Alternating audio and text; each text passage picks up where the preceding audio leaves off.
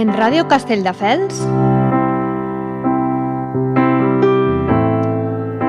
comienza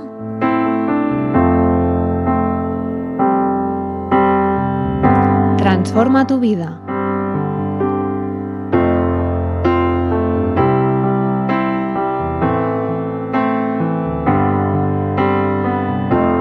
Un espacio en el que se invita a la reflexión interior sobre nosotros mismos y sobre cómo proyectamos lo que somos al exterior.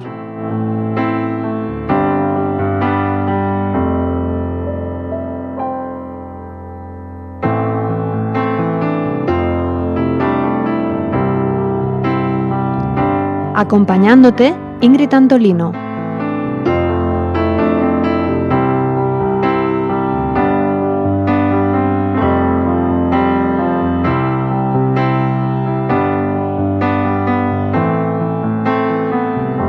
Que lo disfrutes.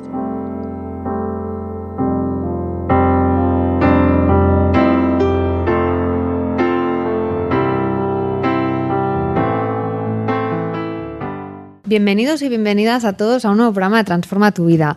Hoy compartiremos de nuevo con Pau. Hola, Pau. Hola, Ingrid, ¿qué tal? ¿Cómo estás? Muy bien. Os recordamos que Pau es formador en PNL y coaching y hoy vamos a hablar sobre un tema muy interesante que son las creencias y valores. Sí, señora, y es una cosa que normalmente pasa muy desapercibida o se habla mucho y luego se trabaja poco. Con lo cual hemos pensado que sería muy interesante. Muy bien, Pau, para empezar un poco sitúanos, ¿por qué son tan importantes las creencias y valores? Las creencias y valores al final son importantes porque primero los valores son aquellas cosas a las que decidimos prestar atención, con lo cual se convierte en nuestro día a día. Uh-huh. Sabes que si un cazador va al campo de conejos, si un volataire va al campo de setas, ¿no? Entonces, nuestro día a día se acaba convirtiendo en aquello a lo que prestamos atención y los valores son eso, son qué cosas son importantes para nosotros y cuando esas cosas se convierten en importantes para nosotros son filtros de atención también. Con lo cual construimos nuestra realidad en base a esos valores. Son también los criterios por los que tomamos decisiones. Uh-huh. Es decir, incluso decisiones que a veces nos parecen incoherentes, ¿no? ¿Por qué vamos a comprar a la tienda de debajo de casa si en la gran superficie de tal sitio pues está más barato todo? Porque tenemos un valor interno del centro de proximidad, de generar riqueza donde toca, etcétera, etcétera.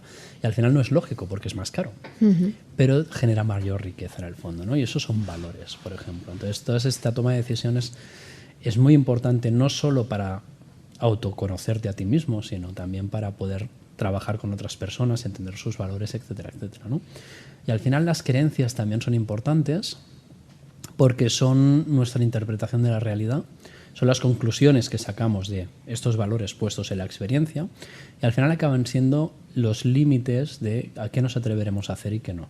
Uh-huh. Por lo tanto, acaban afectando mucho a nuestro comportamiento y acaban afectando mucho a qué cosas conseguiremos a través de estas creencias, ¿no?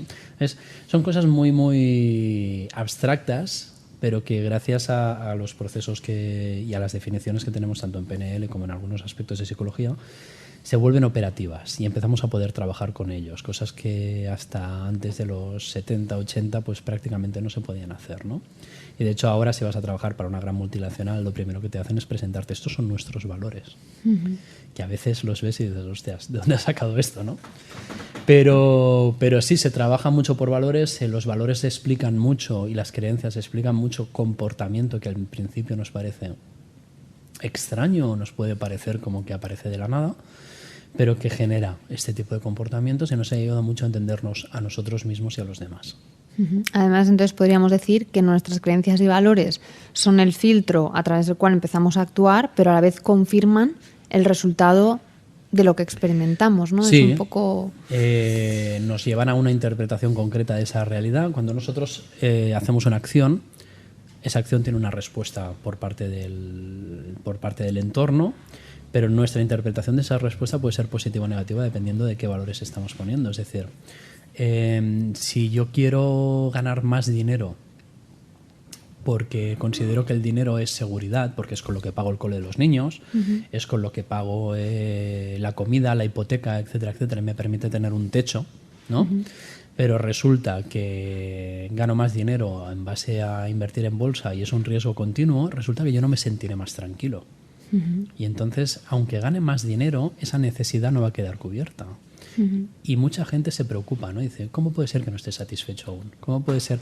Porque estamos confundiendo el método que estamos usando para conseguir ese valor con el valor en sí mismo, ¿no?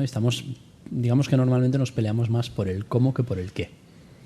Y entonces estamos teniendo una actuación que aparentemente va a cumplir con nuestra necesidad, pero luego no lo es y nos genera mucha insatisfacción, ¿no? Entonces, es una manera, por ejemplo, de empezar a trabajar por valores y empezar a entender un poco por qué esas insatisfacciones, esas incoherencias vitales que muchas veces tenemos, vienen de no tener en cuenta nuestros valores y nuestras creencias. De hecho, yo me atrevería a decir que muchas veces no nos hemos sentado a reflexionar, ¿no? o a ser conscientes de cuáles son las creencias y valores que están guiando nuestra forma de actuar y nuestra vida, ¿no? Al final. Totalmente. De hecho, una de las cosas que me sucedió a mí cuando empecé a estudiar, y una de las cosas que les sucede a mis alumnos es que en el primer minuto, cuando estamos hablando de valores, es ¿y cómo sé cuáles son mis valores? No sé cuáles son mis valores. Puedo tener alguna idea de alguno, pero realmente, ¿cómo puedo hacer yo un inventario de valores, ¿no? Y si queréis, es una cosa que podemos trabajar hoy fácilmente, sobre todo en base a esta definición, ¿no? De los valores son simplemente aquellas cosas que son importantes para nosotros. Los valores se ven muy claros cuando tomamos una decisión. El otro día estaba hablando con Anaí, que es la chica que me ayuda con la web, a la cual recomiendo fervientemente, ya que estamos en la radio. Y me decía, bueno, es que estoy renovando mi web, quiero hablar de mis valores como diseñadora web. Lo primero que le pregunté es, vale, ¿tú sabes, cuando ves una web, sabes si te gusta o no te gusta? Sí, hay webs que me gustan, hay webs que no me gustan. ¿Cuál es la diferencia entre estas webs que me gustan? Están más ordenadas. Ahí lo tienes. Uno sería el orden. El orden en el diseño. El orden en el diseño es muy importante, ¿no? ¿Cómo se transmite eso visualmente? Pues en parágrafos bien separados, en tener texto, en imágenes muy bien colocadas, en el espacio, cómo distribuyes el espacio, ¿no? Entonces esos valores después se traducen en muchas cosas. Cuando estamos haciendo una entrevista de trabajo me dicen, para mí es muy importante la eficacia y la eficiencia, y después a la hora de hablar esta persona se enrolla por las personas o tiene un currículum de 12 hojas, me está contradiciendo esos valores. Claro. No quiere decir que no los tenga, pero quiere decir que en su actuación hay una contradicción. ¿Y esa contradicción, entonces, por qué se da? ¿Porque hay una contradicción en los valores o porque hay una contradicción entre valores y creencias? Normalmente, cuando contradecimos nuestros valores es porque creemos que nuestros valores son muy majos, pero tenemos una creencia que nos dice que eso no va a funcionar. En general, nuestros valores, los valores de todos suelen molar mucho. Lo que no molan tanto son las creencias que tenemos alrededor de ellos, ¿no? Otro ejemplo de empresa, ¿no? El típico jefe que tú le preguntas, ¿qué es importante para ti de gestionar un equipo? Dice, la comunicación.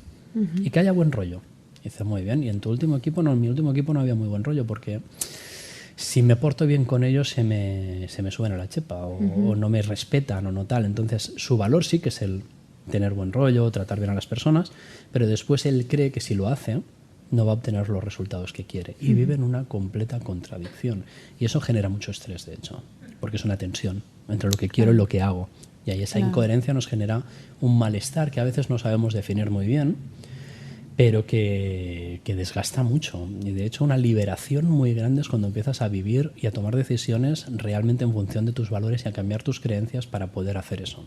Entonces esa sensación de libertad, de estoy haciendo lo que tengo que hacer, que muchas veces se nos escapa, pasa mucho por buscar esta coherencia, ¿no? En lo que viene a ser este árbol de valores y este árbol de creencias que se van desarrollando a medida que vamos viviendo. Claro. Es curioso porque las creencias tal vez es algo que si te paras a analizar un poco, ¿no? Con la típica frase yo creo que, yo pienso que, ¿no? Las podrías sacar. Pero claro, los valores es algo como mucho más profundo. Están un paso atrás, digamos. De hecho, esto nos lleva a un concepto de jerarquía, ¿no? Si quieres hablarlo de esto. Y esto tiene que ver con la definición que hacemos. Definiciones de valores y de creencias hay muchas, de hecho. Para mí la más operativa es la que utilizamos en PNL, o por lo menos la más operativa que he descubierto hasta ahora, es la que utilizamos en PNL, ¿no?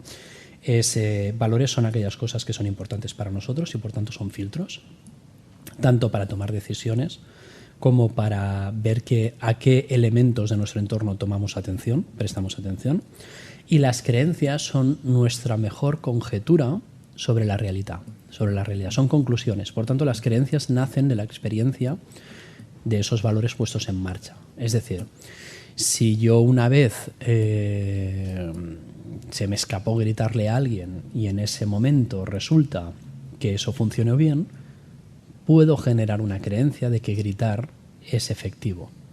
Y tienes a personas que se pasan el día gritando. ¿Cuál es el problema? Que esa cuestión que fue efectiva en una situación no lo va a ser siempre. Entonces esa creencia en algunos casos va a ser positiva porque en algún momento sí te tienes que enfadar y gritar. Claro. Pero en todas las situaciones de tu vida no te van a solucionar la misma cosa.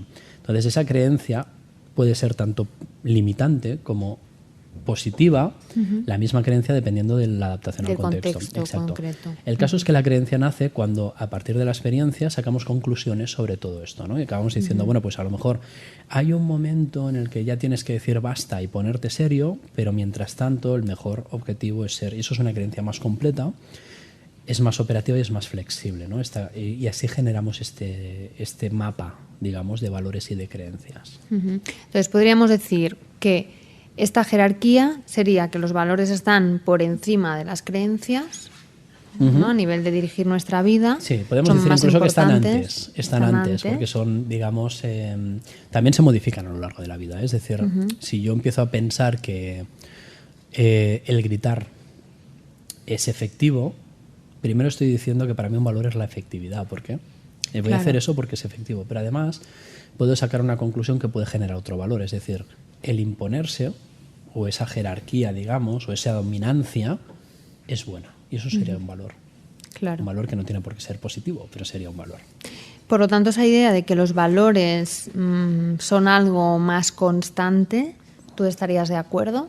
¿O los valores pueden ser algo relativamente constante? Depende de cada persona. Son más constantes que las creencias, pero no son inamovibles. Sobre todo cuando empiezas a tomar conciencia de ello. Buena parte de lo que protege a los valores y las creencias es que no los tenemos en cuenta nunca. Claro. Con lo cual no los trabajamos. No pensamos en ello. Exacto. Sí, pero aún así dirigen nuestra vida. O sea, que... Sí, pero están en lo que llamaríamos la parte inconsciente, ¿no? de nuestra toma de decisiones. No siempre. Porque muchas veces directamente dicen, bueno, ¿cómo puedo hacer esto de forma que sea eficaz? Y aquí estás directamente poniendo verbo, digamos, a este valor, ¿no? Claro. Pero generalmente esto lo ve más la persona a la que se lo estás diciendo que tú mismo cuando lo dices. Claro. Y sigues trabajando, incluso cuando lo expresas literalmente, sigues trabajando de una forma un poco inconsciente con ello. Y eso hace que tengas poca movilidad de cambio. También luego hay mucha creencia limitante, por lo menos en nuestra sociedad, de que somos como somos y ya está. No tenemos una flexibilidad, no lo podemos cambiar todo, y en verdad podemos cambiarlo todo. ¿Cuántas veces habrás oído de, no, yo es que soy así?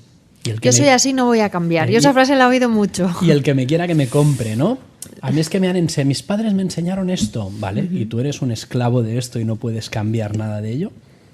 Sí, pero eso también es un tema, yo creo, más de la capacidad de flexibilidad de una persona, ¿no? Porque hay personas que son más flexibles mentalmente y menos flexibles, es decir... Yo creo que todos somos muy flexibles. Otra cosa es como los músculos, cuánto hayamos entrenado en cambiar cosas. Exactamente. Entonces, todos tenemos la capacidad de cambiar esto. Yo creo que va más en una línea de evitar la responsabilidad.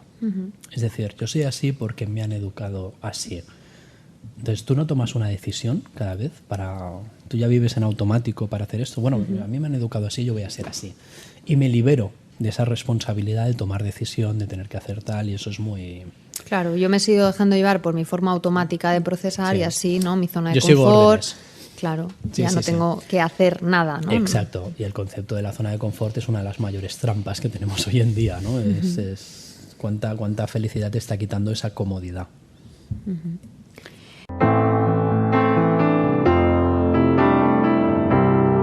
Estás escuchando Transforma tu vida.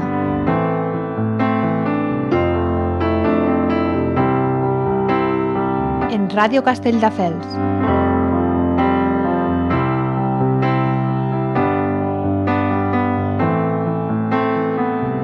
Con Ingrid Antolino. Pau, te quería hacer una pregunta respecto a este tema que me parece muy importante, que a lo mejor algunas personas que empiecen a conectar después de oír este programa con todo esto se puedan preguntar, ¿cuántos valores y creencias podemos llegar a tener? Mira, hay una frase muy buena, me gusta mucho esta frase porque dice, los valores y las creencias son como el gas, ocupan todo el espacio disponible. Es decir, los valores te están diciendo qué cosas son importantes en determinadas situaciones, las creencias te están haciendo el mapa de esa realidad, ¿no? En base a esas conclusiones. Y como decíamos que en el programa anterior, la mente no trabaja bien con el vacío. Entonces, tenemos valores y creencias para ocupar todo el mapa de nuestra realidad. Es decir, incluso situaciones que nosotros no hemos vivido y no conocemos, las anticipamos y generamos valores. Si yo te digo que es importante para ti de ir al espacio, tú no habrás ido nunca al espacio, pero me dirás, sobre todo que me funcione el oxígeno, la seguridad, ¿no? Pues para mí la emoción de estar en tal sitio, ¿no? Tenemos ya valores para cosas que no hemos creado, hay valores para todo. Por eso es importante no volverse loco con hacer un mapa exhaustivo porque no acabaríamos nunca. Yo trabajo mucho cuáles son cosas. Tenemos una manera muy rápida de sacar valores generales. Digamos que hay valores que son más generales en tu vida y valores que son más contextuales.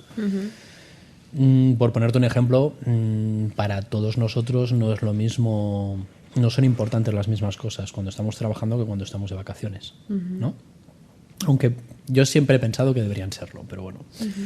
Entonces, eso son cuestiones contextuales. Pero en general también hay valores que se transmiten en todas estas situaciones diferentes. Quizá en el trabajo yo me obligo a ser más ordenado que en mi vida normal, pero sí que es verdad que para mí es importante dar a los demás algo de valor siempre, ¿no? Una creencia, por ejemplo, es que en mi trabajo una manera de hacerlo es ser más ordenado porque soy más eficiente. Entonces pasa a ser una creencia esta parte, claro. ¿No? Es cómo se convierte ese valor abstracto, se traslada a la realidad en una creencia.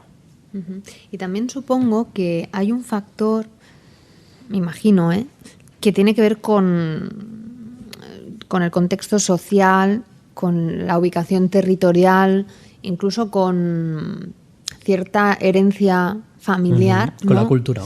En toda nuestra concepción de lo que es importante o no es importante para nosotros, porque entiendo que gran parte de los valores que nosotros desarrollamos como personas, en cierto modo también vamos adquiriendo desde niños, ¿no? Sí. Una visión de lo que es la vida, de cómo hay que comportarse y de qué es importante para nosotros o no en base a nuestra educación también. Correcto.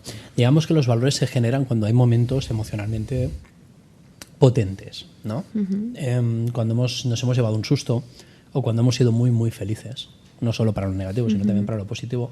Un caso típico, y que de hecho hace poco me explicaron una situación parecida, es como una madre que tenía miedo a los perros, cada vez que pasaba por delante de un perro, cogía a la niña y se la ponía así, ¿no? Como protegiéndola. ¿Qué pasa?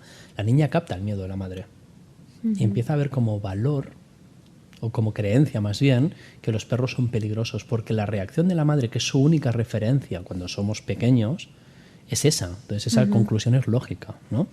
Y a partir de ahí eso lo podemos comprar o no lo podemos comprar, ¿vale? Quizá en ese momento esa niña captó esa creencia y la acogió como suya porque su atención estaba puesta ahí. Pero la madre seguramente hacía muchas otras cosas. Pues a lo mejor la madre le gustaban las matemáticas y se ponía a hacer ejercicios ahí en su casa, pero si la niña no lo vio y no lo acoge o no le es emocionalmente fuerte, no lo va a grabar eso, ¿no? Cuando tú observas, los niños pequeños somos esponjas cuando somos muy bebés, ¿no? Sobre todo también porque el ámbito de la experiencia que tenemos es más reducido. Hay unos momentos, hay unos años en nuestras vidas que toda la referencia exterior que tenemos son nuestro entorno familiar inmediato. Después ya vamos al cole y tenemos otras. Después somos adolescentes y tenemos otros, ¿no? Vamos abriendo un poco nuestro... Claro, entonces se relativiza un poco más esa parte. Pero hay una parte en la que es todo nuestro mundo es tan pequeñito que todo es muy, muy, muy importante, ¿no? Entonces ahí es muy fácil que compremos esos valores y esas creencias. Pero sí tenemos que tener en cuenta que los valores y creencias, primero, cuando los generamos en nuestra experiencia vital, los generamos también por cuestiones internas nuestras, pero sobre todo cuando vienen de fuera, los tenemos que comprar. Si no los aceptamos, no tienen por qué caer. Fíjate cuánta gente ha ido a escuelas religiosas que después no son religiosos. Exactamente. ¿Cuántos padres son del Barça y el niño les sale del Madrid? ¿No? Entonces, sí que hay un punto de libertad en la persona. Lo que pasa es que cuando somos muy pequeños aún no tenemos tanta capacidad como para tener un criterio propio, porque no tenemos tanta experiencia en el mundo, simplemente hay una cuestión de madurez neuronal, etcétera, etcétera, pero también sobre todo hay una cuestión de cuánta referencia tenemos para tomar una decisión informada, ¿no? Y es por eso llega un momento en que los adolescentes o cuando nos volvemos adultos empezamos a cuestionar todo lo que han hecho nuestros padres. Y eso es una señal de madurez, de hecho. Claro. A los padres les duele mucho, pero es una señal de madurez, claro. Porque empezamos a relativizar todo esto. Y nuestro padre ya no es Superman, nuestra madre ya no es Superwoman. Y eso es un momento en el que nuestro mapa se expande, explota y empieza... Y de hecho genera mucha inseguridad porque tenemos muchas cosas que están bailando ahí. Claro. Pero poco a poco, con la experiencia en la vida, etcétera, etcétera, se van reafirmando. Pero sí creo que hay una parte fuerte de responsabilidad de la persona en la generación de este mapa. Y también imagino que hay una parte de personalidad, ¿no? Hay personas que tienen como más el foco fuera y personas que tienen más el foco dentro, con lo cual eso también a la hora de establecer y comprar, como decías tú, estos valores o estas creencias, ¿no? Hay personas que ante la misma situación dices, bueno, les han dicho las mismas frases y unos les afecta y otros no, ¿no? O han sacado conclusiones totalmente diferentes. Exacto. Sí. Hay gente que tiene un problema grave y decide que es la señal para salir adelante, y hay gente que tiene un problema grave y decide que es la señal para irse abajo. Claro. Entonces, hay incluso una cuestión de activación fisiológica. Hay gente que está más fuera porque tienen un sistema nervioso mucho más activo. Están más en lo que se dice el simpático que el parasimpático. Entonces, la capacidad de observación externa es más fuerte, cogemos más cosas del externo. La gente que es mucho más reflexiva, porque su ritmo de activación quizás es más lento, pero le lleva a poder tomar decisiones más internas, ¿no? Y su criterio es más interno. Y al final se generan de forma diferente. Y ni una cosa es mejor que la otra. Al final yo creo que la virtud está en poder ser complementario y poder actuar de la forma más adecuada a la situación que tengas enfrente en cada momento. Entonces, ¿tú cuántos valores recomendarías si dices, bueno, pues si me tuviera que parar a tomar conciencia? ¿5? ¿Sería un buen número? No recomiendo pasar de cada vez, en cada contexto. Yo trabajaría valores generales y después valores contextuales por separado y en cada contexto de forma separada, ¿no? De hecho, nosotros tenemos una técnica que es la rueda de valores, en la que pido que las personas hagan una especie de quesito, una rueda, un quesito, hagan un listado de, oye, ¿qué 5, qué 6 cosas son más importantes para ti en tu trabajo, en tu día a día, en tu vida, ¿no? Y entonces a partir de ahí esos contextos se van anclando. No conviene trabajar con muchos a la vez porque primero son cosas que son emocionalmente potentes para uno y eso cansa y puede interferir unas en otras, etcétera, etcétera, pero sí ponerlas y ponerles una cierta puntuación, es decir, incluso pues oye, este es más que otro, etcétera, etcétera, y acabamos teniendo importancia, sí, ¿no? Oye, pues para mí es muy importante la familia. ¿Qué tendría que pasar para que tú dejaras a tu familia? Ostras. Dice, pues que para ellos les fuera negativo, que tuvieran trabajo en tal sitio. Por tanto, el trabajo pasa por delante de tu familia. No, en tal sitio no. Y aquí vamos sacando esta jerarquía, ¿no? Esa pregunta de qué tendría que pasar para qué. ¿Qué tendría que pasar para que tú dejaras de cuidar tu salud? Pues a lo mejor tendría que pasar que estoy sin Blanca y tengo que trabajar 48 horas al día.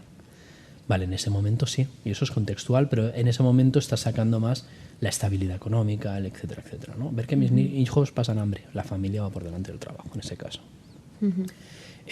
Otra manera de conseguir los valores más generales sería evaluar qué cosas eran importantes para ti.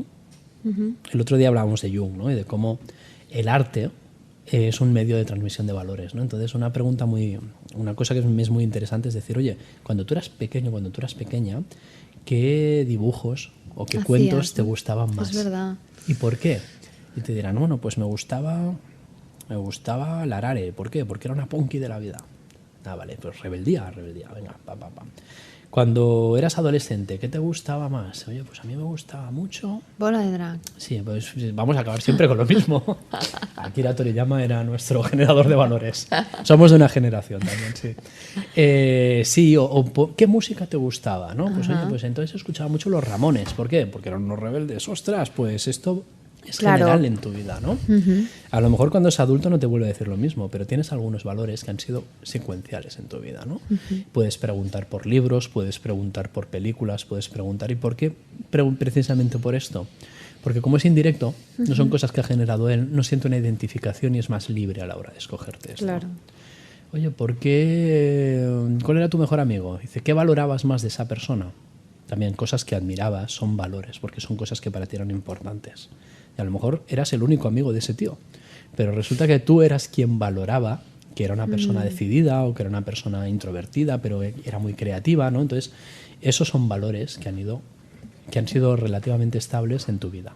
Estos valores que nosotros hemos aprendido o que hemos comprado o que hemos creado nosotros mismos para nosotros, su función tiene algo de especial respecto luego con la experiencia, decir, bueno, pues voy a permitirme cambiar este valor porque me doy cuenta de que eso que he elegido no me hace feliz, ¿no? Por ejemplo, o no me ayuda a conseguir mi objetivo en la vida, porque a veces también supongo que, claro, las personas, pues la experiencia nos hace cambiar, nos hace vivir, ¿no? En ciertos contextos de una forma, pero cuando a veces tú te das cuenta de que has llegado a un punto donde quieres hacer cosas diferentes a lo que has hecho, siempre hay detrás del cambio de estas acciones en la vida también un cambio de creencias y un cambio de valores, o no tiene por qué necesariamente darse.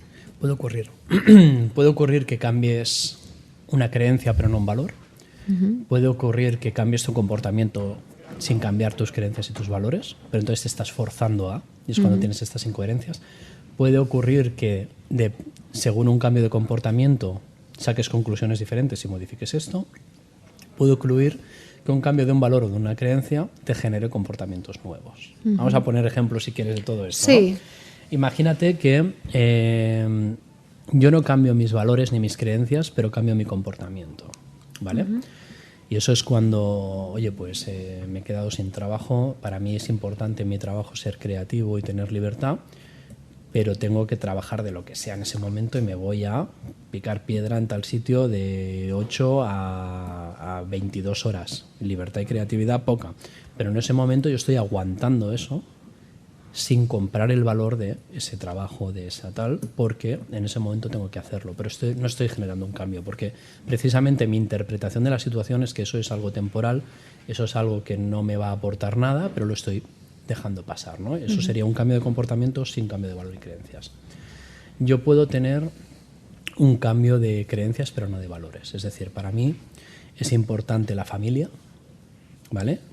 Y puede ser que la familia hasta mis 20 años fuera un soporte, fuera algo que me apoyara mucho, etcétera, etcétera. Pero a partir de los 20 empiezo a ver cosas que no me gustan. Entonces, la familia sigue siendo importante para mí porque sigue siendo una fuente de aprendizaje, de etcétera, etcétera, pero empiezo a pensar que la familia ya no lo es todo, sino que tengo que tener experiencias fuera de ella. Y cambia mi creencia. Es decir, la familia es importante, pero la familia es importante para tales cosas, no para otras. Ha cambiado mi creencia. No ha cambiado mi valor. Sigo pensando que soy una persona de familia, pero quiero enriquecer. De hecho, quiero ir afuera para traerle cosas a mi familia, quizá, ¿no? Nuevos valores, nuevos viajar y conocer cosas diferentes, etcétera, etcétera. Hago un día que me ponga a cocinar curry, por ejemplo, no lo sé. Puede pasar también que cambie un valor y cambie todo en cascada. Es decir, oye, de golpe y porrazo, oye, yo siempre he sido muy extrovertido, tal, y llego un día a una fiesta y alguien me pega un corte y empiezo a pensar, ostras, quizá no tendría que ir tan así, ¿no? Quizá es mejor jugarlo seguro, y empiezo a cambiar mi comportamiento a través de eso, por una situación, ¿no? Yo muchas veces ocurre que generamos valores a través de experiencias que pueden ser contradictorios entre sí. Por ejemplo, yo puedo considerarme una persona que me gusta experimentar en la vida y ser muy rápido, ser muy decidido, y de golpe y porrazo llevarme un susto y empezar a valorar la seguridad. Y una cosa va a chocar con otra en muchos momentos. Claro. Entonces empiezo a mirar a los dos lados de la calle antes de cruzar, pero quiero ir deprisa y está en rojo, pero no pasa nada, pero quiero pasar, y me empiezo a comer la cabeza, ¿no? Entonces esas pequeñas incoherencias van pasando sobre todo a medida que en nuestra experiencia vamos generando valores nuevos y a veces no son exactamente coherentes los unos con los otros. Pero podemos llegar a estar en coherencia con todo esto. Totalmente, totalmente. De hecho, una vez nosotros lo hemos identificado, hemos sacado ese valor. Fíjate, ¿cómo podemos identificar esos valores o esas creencias que nos están bloqueando? Pensando en este momento, ¿por qué estoy haciendo esto? Todo comportamiento al final tiene una intención positiva. Es decir, que yo me quede parado en el semáforo, quizá más tiempo del que yo me guste y me siento mal por ello, en el fondo también tiene una intención positiva, que es la seguridad. Es un momento en el que estoy buscando seguridad, pero en el fondo está chocando con otro lado. Si yo quiero tener seguridad, pero esto me está chocando con la eficiencia, necesito encontrar una manera, un comportamiento nuevo, que es más fácil de cambiar, que me haga estar seguro, pero me haga ir más rápido. A lo mejor lo que quiero es llegar antes. Pues entonces a lo mejor salgo antes para poder estar tranquilo, parado en un semáforo sin tener que correr. Y consigo cumplir con esas dos intenciones positivas, de llegar a tiempo siempre y de mantener la seguridad. Vale. Y si no estuviera dispuesta a levantarme antes porque prefiero dormir, tendría que buscar otra manera, ¿no? Correcto. En la cual es decir, yo pueda estar alienado con todo esto, ¿no? Exacto. Se trata de adaptar quizá más el comportamiento, que es lo más fácil de cambiar, a estas dos intenciones positivas, o por lo menos mantener siempre las ventajas de cada cosa. Porque al final, como decíamos antes, toda acción tiene una intención positiva, pero no todas las acciones valen para todas las situaciones. Entonces, esa flexibilidad nos ayuda a poder tener eso manteniendo el beneficio, porque si no, siempre vamos a tener la sensación de que perdemos algo. Es decir, si yo me quedo durmiendo en la cama, pero me paso el rato pensando en voy a llegar tarde, voy a llegar tarde, voy a llegar tarde, por mucho que esté en la cama, no lo voy a disfrutar. Claro. ¿No? Es como las personas que están en el trabajo deseando que llegue el fin de semana y luego el fin de semana quieren hacer tantas cosas que se estresan más y cuando llega el domingo dicen no he aprovechado el fin de semana y no están nunca felices porque no están cumpliendo con esos valores que está detrás de esto, ¿no? Y la actuación puede parecer lógica, pero el valor no está siendo satisfecho, ¿no? ¿Podemos cambiar valores? Sí, dándonos cuenta de qué nos es más importante, aplicando esta jerarquía de valores, simplemente tomando conciencia de ellos. Y después tenemos técnicas, por ejemplo, en PNL, como por ejemplo el cambio de submodalidades. Cuéntanos un poquito. Pues implicaría explicar muchas cosas, ¿no? Pero resumiendo mucho, nosotros percibimos el mundo y recibimos esta información en base a los sentidos, pero también trabajamos esta información en base a los sentidos. Es decir, algo que es importante para nosotros, veremos imágenes más grandes con más color, veremos imágenes veremos imágenes más completas, oiremos muchas más cosas, más información cuando representamos esa sensación, ¿no? Entonces, cuando yo te digo que hagas lo contrario, rebajo esa importancia de ese valor. Imaginaos, vamos a hacer un ejercicio así de rápido. Venga. Vamos a hablar de la motivación, ¿no? Entonces, si quieres tú, Ingrid, o cualquier persona que no esté conduciendo en el coche ahora mismo, me gustaría que os hicierais una imagen de qué es la motivación para vosotros, ¿no? Representativa. No tiene por qué ser la única, porque hay muchos momentos en los que estás motivado. A veces estás motivado en el trabajo, a veces estás motivado en el gimnasio, a veces incluso estás motivado en tu tiempo libre. Cosas que pasan. Pero busca una que sea importante para ti. Ya la y tengo. me gustaría que cerraseis los ojos y hagáis esa representación, ¿no? Esa imagen, esos sonidos de esa situación, esas sensaciones que os genera. Y me gustaría que hicierais un ejercicio de poner esa imagen en blanco y negro. Vale, claro, ves, a mí por ejemplo me cuesta un poco porque la veo muy clara, ¿no? Entonces, Claro. ponerla en blanco y negro es un trabajo Eso es un que hay trabajo, que hacer. ¿vale?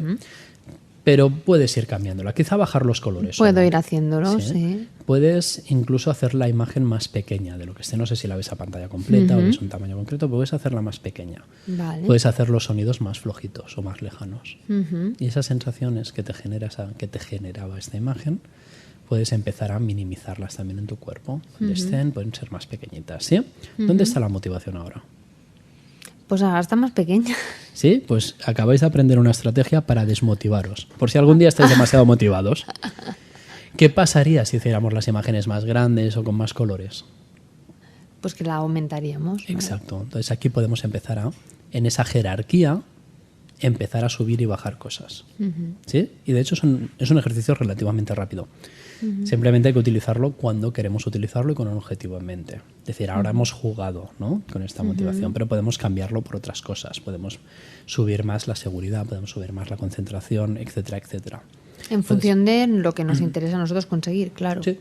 Y al final, indirectamente, como el cerebro cuando tiene una situación importante le añade información o graba mejor esta información sensorial, indirectamente al moverla, subirla o bajarla, le estamos diciendo en qué grado esa situación es importante para nosotros.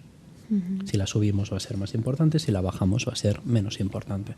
Y ahí podemos llegar a minimizarlo hasta que al final ese valor no nos valga. Y puede ser que las personas tengan ciertas resistencias, con lo cual cuando estamos hablando de algo negativo que tengan que reducir, ¿no? Por ejemplo, un caso, ¿no? Una persona que tiene una imagen de algo que para esa persona le generó mucha ansiedad, ¿no? Y tú les dices, bueno, pues reduce ahora esta imagen, ¿no? Y eso les cueste hacerlo porque, claro, lo viven mucho y tal. Y luego a lo mejor una imagen positiva que es a reforzar, les cueste pues hacer ese proceso de subir los colores, de intensificar la claridad de la imagen, lo que oyen. Sí, definitivamente. Eso es un entrenamiento.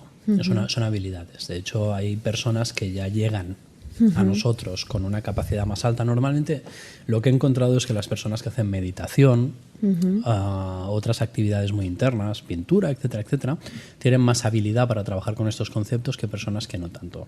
Estamos hablando de una situación en la que tenemos una concentración muy fuerte en el estado interno, digamos, ¿no? En imágenes internas, etcétera, etcétera. Y dependiendo de nuestro trabajo, dependiendo de nuestro día a día, de nuestra experiencia, podemos tener más o menos habilidad en hacerlo, pero al final es una habilidad, por tanto se puede trabajar.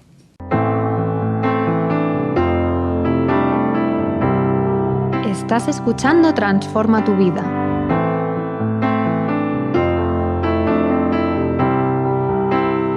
En Radio Castelldefels.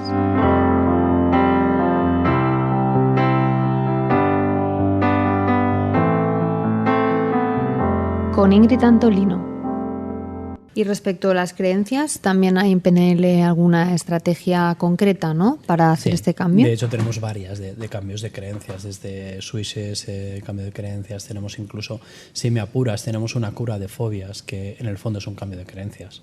Es cambiar la creencia de que esa situación es peligrosa o me va a volver a suceder siempre, o de que ese animal, esa cosa, me genera un peligro cuando no lo es tanto, ¿no? Pero sería más complicada de explicar ya. Al final estamos trabajando un poco con los mismos conceptos, pero de forma más compleja. Por ejemplo, si estamos trabajando con una situación muy negativa, de una situación muy grave que haya pasado, una agresión, un accidente, etcétera, etcétera, nosotros empezaremos ya con las imágenes muy reducidas para que no generen esa sensación negativa, porque entonces pasaría que esa negatividad tan fuerte volvería a realimentar el miedo. Pues vamos a empezar ya de forma muy disociada de esto, muy alejados de y manipulando mucho la información para que indirectamente la mente tome conciencia de que, punto uno, eso no sucede cada vez que tú lo revives, sino que eso está en tu mente. Y segundo, tú tienes el control sobre ese recuerdo, es decir, tú lo puedes manipular, puedes pasar la cinta adelante, puedes pasarla hacia atrás, puedes hacer la foto más grande, la puedes hacer más pequeña. Y en el fondo, ¿qué sucede? Que empiezas a tener la creencia, si me apuras, de que tú mandas en tu cabeza. Bueno, al final una fobia es un miedo irracional. Y cuando decimos irracional es como que el miedo te está mandando a ti, ¿no? Que no lo haces aposta, pero sale esta imagen, cada vez que paso por tal sitio recuerdo tal cosa, y eso es un automatismo que tenemos que desactivar. Y al final lo podemos desactivar, el problema es que tenemos que saber cómo. Y son con estas estrategias, si quieres, indirectas, pero que ayudan a trabajar con cuestiones bastante más inconscientes de las que tendríamos en otra manera. Y en general imagino que por la jerarquía que decías antes, ¿no?, en la cual los valores están antes que las creencias, supongo que el cambio de creencias muchas veces es más frecuente que el cambio de valores, ¿no? Sí. De hecho, los valores, como no tienen por qué ser negativos ni positivos, de hecho, las creencias tampoco lo son. Las creencias ya decimos que son limitantes o son empoderantes en función del contexto y de la conclusión que saquemos. El ejemplo que siempre pongo es una discusión que tuve con mi padre una vez acerca de una persona joven que mi padre sacó aquella frase típica de los jóvenes no tienen, ¿cómo lo llamó? Cultura de la disciplina, cultura del esfuerzo, perdón. Cultura del esfuerzo. Y a mí cultura del esfuerzo, por un lado, sí entendí lo que decía, pero me dio un poco de repelús. Porque cultura del esfuerzo está muy bien cuando tienes que trabajar y dar el callo, pero cultura del esfuerzo, yo en muchos sitios he visto cómo genera que la gente empiece a sobrecomplicar el trabajo. Y empecé yo, pues oye, tengo un montón de papeles encima de la mesa. ¿Por qué? Porque así parece que trabajo mucho. Claro. Cultura del esfuerzo también es que si las cosas no cuestan, no son valiosas. Y eso en el trabajo puede ser válido, pero en las relaciones de pareja es un drama. ¿Cuántas personas valoran el drama en su relación de pareja porque han aprendido que lo que cuesta es muy valioso? Claro. Y al final lo que acaban buscando es generar problemas propios, ¿no? Entonces estuvimos hablando de eso. La cultura del esfuerzo no es ni buena ni mala. Depende de cómo la apliques en cada sitio, ¿no? Entonces, tenemos que ir con mucho cuidado de que cuando estamos cambiando una creencia, la estamos cambiando porque realmente va a mejorar a la persona en el contexto que estamos hablando, pero el valor es aún más abstracto, es decir, ¿qué es importante detrás de eso, ¿no? En tema del esfuerzo, ¿qué era importante en el esfuerzo? La capacidad de aplicarlo. Y eso no necesitamos cambiarlo, necesitamos ponerlo bien en práctica y ser muy útiles con esto, ¿no? Es muy raro que tengas que cambiar un valor. Porque realmente lo que nos genera problemas es la aplicación de ese valor en la vida real, es el trasladarlo al comportamiento. Por tanto, generalmente no necesitamos trabajarlo, es mucho más fácil. Claro. Es generar un comportamiento nuevo y a medida que ese comportamiento nuevo genera nuevas experiencias, se llega a cambiar esa creencia, se llega a cambiar el valor en sí mismo. Es decir, imaginaos que tenemos un bebé, ¿no? ¿Cómo se genera toda esta estructura, ¿no? Tú imagínate que tienes un bebé que no son del todo tabula rasa, pero bueno, que aún no tiene experiencia en el mundo. El bebé va caminando, empieza a gatear, etcétera, etcétera, ¿no? Y pone la mano en el enchufe y se lleva un susto, ¿no? ¿Cuál es la creencia que va a generar de eso? Los enchufes son todos malos. Son peligrosos. Son peligrosos, hasta que él empieza a tener 8 años y se quiere comprar un móvil. Entonces los enchufes ya molan más. Porque esa experiencia cambia y ha ampliado más esa situación, ¿no? Y todo tiene una utilidad o no una utilidad, y va generando esta creencia. ¿Qué le es valioso al bebé a partir de esto?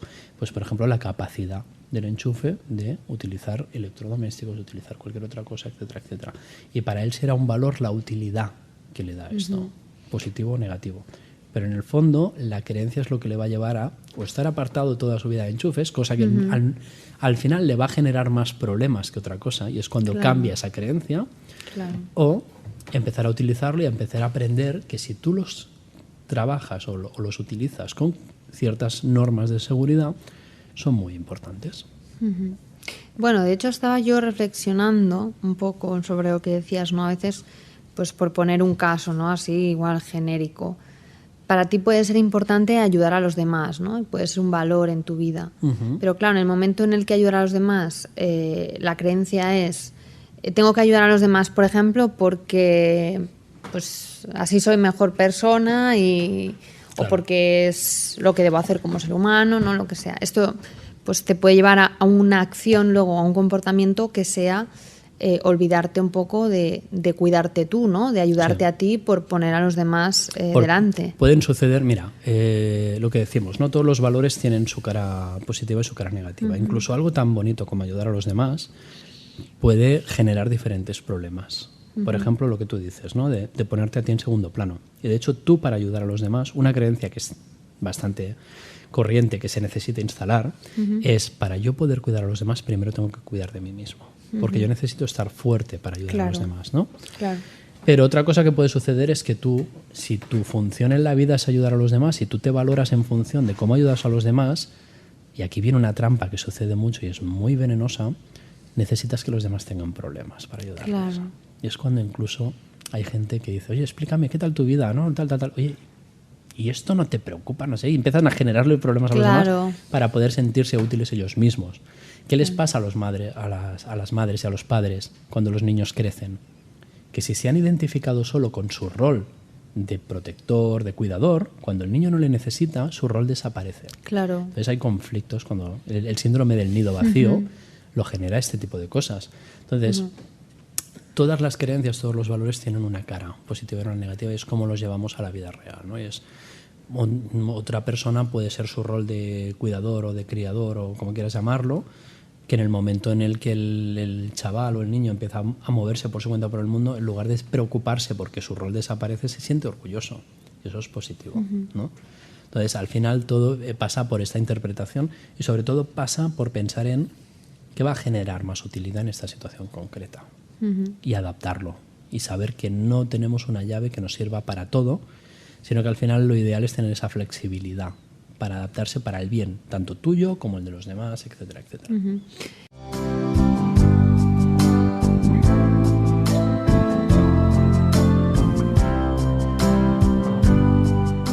Y a lo mejor alguien se preguntará, bueno, ¿y todos estos comportamientos más irracionales o que nos apartan un poco, ¿no?, de lo que sería intrínsecamente positivo? ¿Por qué los generamos, no?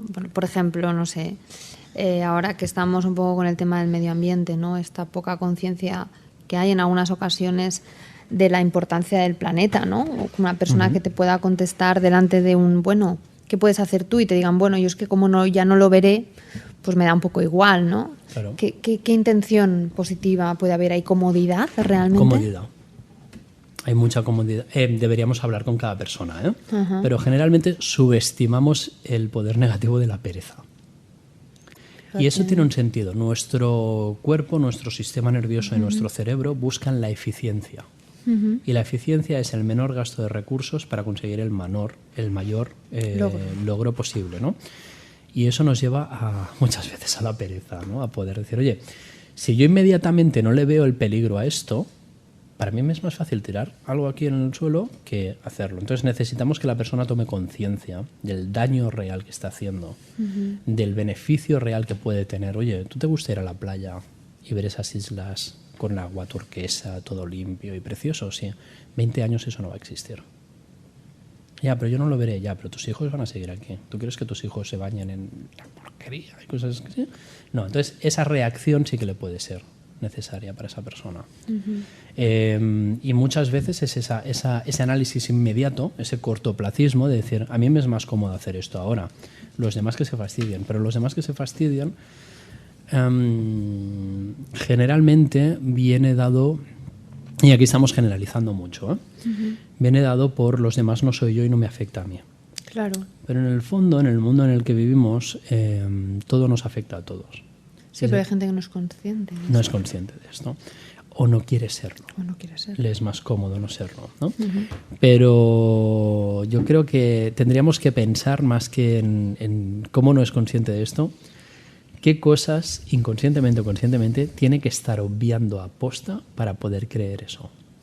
Para yo poder creer que es mejor contaminar que no contaminar, tengo que hacer un esfuerzo sobrehumano para no darme cuenta de que los polos se están deshaciendo, de que estamos perdiendo X especies animales al día, de que la temperatura, ahora estamos en verano, la temperatura de este verano ha sido brutal. De la diferencia, o sea, a mí todo esto te acaba afectando y tengo que hacer un esfuerzo para no darme cuenta de esto, ¿no? ¿Qué pasa aquí? Que hay un valor, que es mi comodidad. Claro, pero mi comodidad hace que yo no quiera verlo, ¿no? Exacto. Y fíjate, si la persona llega a la conclusión de que esta comodidad realmente me está generando tanta incomodidad real, mi actuación no está alineada con mi valor. Si yo quiero estar cómodo, incluso si yo soy la persona más egoísta del mundo, si yo quiero estar cómodo, no me interesa contaminar, porque cuando salgo a la calle hace un calor que no estoy preparado para vivirlo, ¿no? Entonces en verdad, ese cortoplacismo está haciendo que la actuación sea incoherente con mi valor. Y de hecho esas personas cuando te lo dicen, por muy convencidas que lo digan, te lo van a decir con la boca pequeña. Porque en el fondo, consciente o inconscientemente, saben que eso no es coherente. Y dirías, podríamos concluir, ¿no?, que todas esas incoherencias al final afectan a nuestra felicidad como seres humanos. Sí, afectan a nuestra felicidad, a nuestra capacidad de trabajo, incluso te diría, porque tienes que estar haciendo dos cosas a la vez. Tienes que estar decidiendo qué haces y obligándote a hacerlo porque no lo estás haciendo al 100% en tu coherencia. Afectan a nuestra salud, porque cuando vives de forma no coherente con tus valores, generas un nivel de estrés mucho más alto. Todo te cuesta más. Y el estrés al final te acaba afectando en tu calidad del sueño, en tu calidad de tu proceso digestivo. Cognitivamente. Exacto. Entonces, al final, esto que no lo trabajamos de forma directa muchas veces, tiene una importancia vital.